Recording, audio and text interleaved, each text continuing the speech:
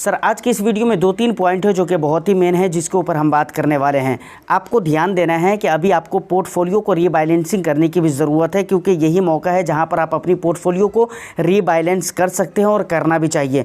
दूसरी बात, हम पीएसयू स्टॉक्स को लेकर भी बात करेंगे, पीएसयू म्यूचुअल फंड्स को लेकर बात करेंगे जो कि थीमेटिक होते हैं, और उसके बाद सोमवार के दिन मार्केट कैसे रहने वाले हैं हम उसके ऊपर भी ज़रा बात ज़रूर करेंगे, क्योंकि हमारे कहने का मतलब ये है कि आपको सोमवार के दिन के लिए, मंडे के दिन के लिए कैश तैयार रखना चाहिए या नहीं रखना चाहिए। तो उसके लिए कुछ कंडीशंस होंगे, तो उसको भी आपको समझना बहुत ही ज़रूरी है ताकि आप उस मौके का फ़ायदा उठा सके अगर आपको मिले तो वीडियो बहुत ही ज़्यादा इंटरेस्टिंग होने वाली है। एक लाइक कर दीजिए, शेयर कर दीजिए। चैनल को अगर अभी तक आपने सब्सक्राइब नहीं किया है तो चैनल को भी ज़रूर सब्सक्राइब कर लें, क्योंकि इस तरह के इंटरेस्टिंग कंटेंट आपके लिए मैं लेकर आता रहता हूं। डिस्क्रिप्शन में सोशल मीडिया के लिंक आपको मिल जाएंगे, वहां पर मेरा सेकेंड यूट्यूब चैनल भी है और टेलीग्राम चैनल भी है। ये दोनों चीज़ों को आप ज़रूर ज्वाइन कीजिए। उसके बाद ट्विटर है, फेसबुक है, उसके बाद दूसरी जगह हैं, तो उन जगहों पर भी कोशिश करिए कि हम दोनों कनेक्ट रहें, हम लोग आपस में कनेक्ट रहें, समझ रहे हैं। तो चलिए सर डायरेक्ट हम आते हैं अपनी मतलब मेन मुद्दे की तरफ। सबसे पहले अगर मैं पोर्टफोलियो रीबैलेंसिंग की बात करूं तो सर यहाँ पर कहने का मतलब ये है कि अगर आपके पोर्टफोलियो में बहुत ज़्यादा फंड है, मतलब नंबर ऑफ़ फंड्स बहुत ज़्यादा हैं, और आपके पोर्टफोलियो में जैसे तैसे फंड आपने गलती से या किसी तरह की मिस्टेक से या गलतफहमी में आकर आपने ऐड कर लिए हुए हैं, तो यहाँ पर एक मौका है जहाँ पर आप पोर्टफोलियो को रिव्यू कर सकते हैं और दूसरी बात अपनी पोर्टफोलियो को बैलेंस कर सकते हैं, समझ रहे हैं ना।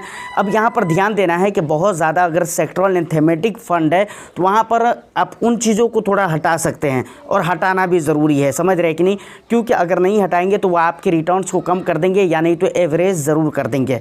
दूसरी बात, अगर आप लॉन्ग ड्यूरेशन के लिए इन्वेस्टमेंट कर रहे हैं और आपका इन्वेस्टमेंट अगर इंडेक्स फंड में है, वो इंडेक्स फंड जो लार्ज कैप इंडेक्स को फॉलो करते हैं, तो मुझे लगता है कि वो गैर ज़रूरी फ़ंड है। आप उन फंड को अपनी पोर्टफोलियो से ज़रूर हटा दीजिए। उसके बाद अब आते हैं पीएसयू स्टॉक और पीएसयू म्यूचुअल फंड जो कि थीमेटिक फंड होते हैं। देखिए पीएसयू का भी हाल इतना अच्छा नहीं है, समझ रहे हैं ना। तो मुझे लगता है कि धीरे धीरे आपको पीएसयू स्टॉक से अपने पैसे निकालने चाहिए और किसी और सेक्टर में डालना चाहिए, उसे किसी और तरह के स्टॉक्स आपको खरीदने चाहिए। अगर आप स्टॉक मार्केट में है तो म्यूचुअल फंड के अंदर है तो आपको भी धीरे धीरे अपने पीएसयू स्टॉक से पैसे निकाल कर किसी और फंड में शिफ्ट करने की ज़रूरत है, समझ रहे हैं, मुझे ऐसा लगता है। बाकी आपको इन बातों ख़ास तौर से अगर मैं पीएसयू की बात करूं तो इसके बारे में आपकी क्या राय है आप मुझे कमेंट सेक्शन में ज़रूर बताइएगा। लेकिन मुझे ऐसा लगता है कि अब वो वक्त आ चुका है जहां पर आपको पीएसयू स्टॉक्स को खाली कर देना चाहिए, मतलब वहां से धीरे धीरे पैसे आपको निकाल कर और किसी और स्टॉक्स के अंदर, किसी और मतलब कंपनीज़ के अंदर या किसी और थीम के ऊपर आपको निवेश करना चाहिए। और देखिए पोर्टफोलियो जहाँ पर रीबैलेंसिंग की बात आती है ना, पीएसयू स्टॉक और पीएसयू म्यूचुअल फंड के बारे में मैंने आपको बता दिया है। बाकी आगे आपको कैसा लगता है वो तो आप मुझे बताइएगा ही, समझ रहे हैं ना, कमेंट सेक्शन में। अब एक बात और भी जो कि बताना था कि भाई अगर आप अपनी पोर्टफोलियो को रीबैलेंस करते हैं तो वहाँ पर एवरग्रीन फंड आप ऐड करने की कोशिश करें। एवरग्रीन फंड का मतलब यहाँ पर क्या होता है सुनिए।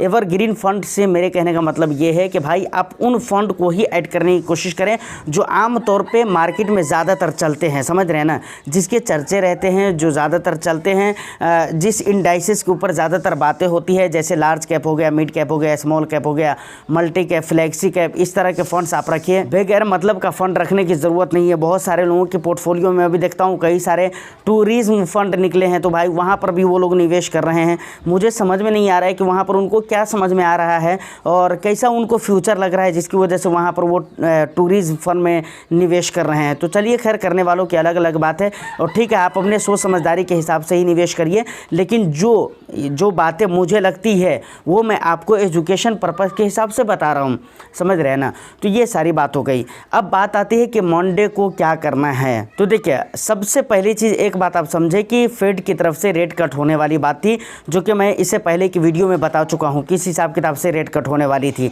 अगर आपने उस वीडियो को नहीं देखा है तो उसको जाकर देख लीजिए। बाकी उसमें मैं बता चुका हूँ कि रेट कट किस हिसाब किताब से होने वाली थी। यहाँ पर एक हिसाब की मैं बात करूँगा कि अगर 0.50% के हिसाब से अगर रेट कट हुई है तो यकीनन मार्केट में तो बहुत अच्छी खासी रैली देखने को मिलेगी, समझ रहे हैं।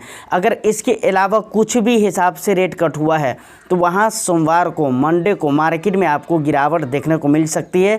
ये रीज़न है, समझ रहे हैं ना। तो वहाँ पर आपको कैश लेकर तैयार रहना है, समझ रहे हैं ना।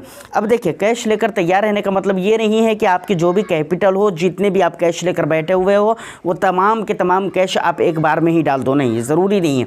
आपको ये चीज़ गौर करनी पड़ेगी कि भाई मार्केट में सिचुएशन क्या बन रहे हैं, किस तरह के सेंटीमेंट बन रहे हैं, गिरावट किस हिसाब किताब की हो रही है।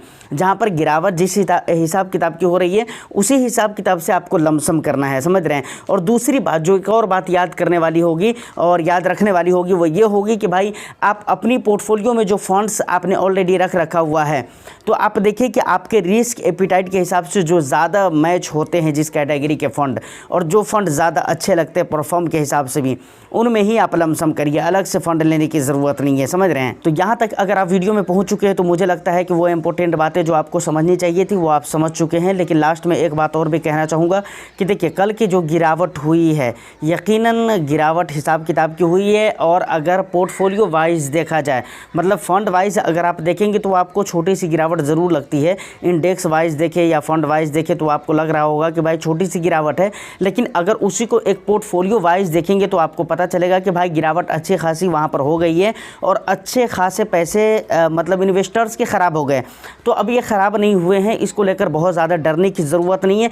होल्ड करके ही रखना है, चाहे भी किसी भी कैटेगरी का फ़ंड हो या स्टॉक हो, आपके स्टॉक पोर्टफोलियो में या फिर म्यूचुअल फंड पोर्टफोलियो में, उसको आप होल्ड करके ही रखिए, समझ रहे हैं। अगर आप रिडीम करते हैं तो मुझे लगता है कि बहुत सारी बातें आपको पता ही नहीं है, जो कि मैं कल की वीडियो में बता चुका हूँ। उस वीडियो को ज़रूर देखिएगा, समझ रहे हैं। मैं हो सके तो लिंक आपको डिस्क्रिप्शन में डाल दूंगा या नहीं तो एंड स्क्रीन में डाल दूंगा, समझ रहे हैं।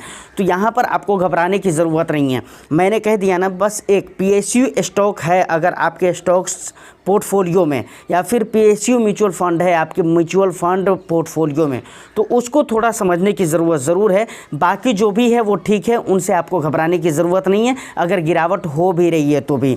तो उम्मीद करता हूँ कि ये इन्फॉर्मेशन आपको अच्छी लगी हो, तो एक लाइक कर दीजिए, शेयर कर दीजिए। चैनल को अगर अभी तक आपने सब्सक्राइब नहीं किया तो चैनल को भी ज़रूर सब्सक्राइब कर लें। मैं फिर मिलता हूँ किसी नेक्स्ट एंड इंटरेस्टिंग वीडियो में, जब तक के लिए all the best. Thank you for watching.